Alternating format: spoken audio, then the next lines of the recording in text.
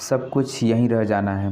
दोस्तों, एक राज्य में एक बार एक सन्यासी आया और सीधा राजा के महल में चला गया। उस सन्यासी की वेशभूषा को देखकर राजा के किसी भी सिपाही ने उसे अंदर जाने से नहीं रोका और सन्यासी सीधा राजा के दरबार में चला गया।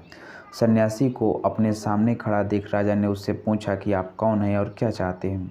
सन्यासी बोला, मैं एक आध्यात्मिक गुरु हूँ और प्रवचन देने के लिए दूसरे राज्य जा रहा था, लेकिन अब दिन ढलने को आया है तो मैं रात आपके महल में ही रुकूंगा। रात बिताने के लिए बस मुझे थोड़ी सी जगह चाहिए।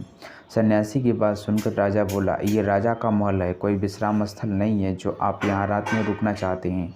आप बाहर जाइए, वहाँ रहने की आपको कोई ना कोई जगह ज़रूर मिल जाएगी। सन्यासी ने राजा से फिर प्रश्न किया, महाराज, क्या मैं जान सकता हूँ कि आपसे पहले ये महल किसका था? राजा बोला, मेरे पिता का था, क्योंकि मुझसे पहले वही राजा थे। सन्यासी ने फिर प्रश्न किया, अच्छा तो बताइए आपके पिताजी कहाँ हैं? राजा बोला, अब वो इस दुनिया में नहीं रहे हैं, उन्हीं के बाद ये अब मेरा महल है। अच्छा, आपके पिताजी से पहले ये महल किसका था? सन्यासी ने फिर प्रश्न पूछा। राजा को अब गुस्सा आने लगा, लेकिन फिर भी उसने शांत होकर जवाब दिया, मेरे पिताजी से पहले ये महल मेरे दादाजी का था, अब वो इस दुनिया में भी नहीं है।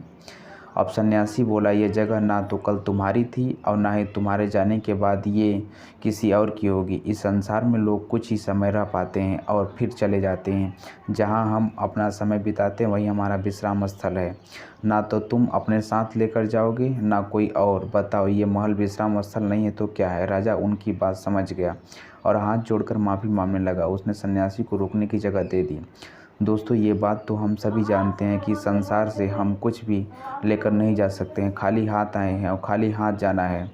जब इस संसार में आप हैं तो मेरा या तेरा है, इस चक्कर में ना पड़े। ज़िंदगी में धन, लोभ, लालच के पीछे ना भागे। भागना है तो खुशियों के पीछे भागे। ज़िंदगी का मज़ा बहुत पैसों में या फिर बड़ी गाड़ी में नहीं है। ज़िंदगी का मज़ा खुश रहने में है।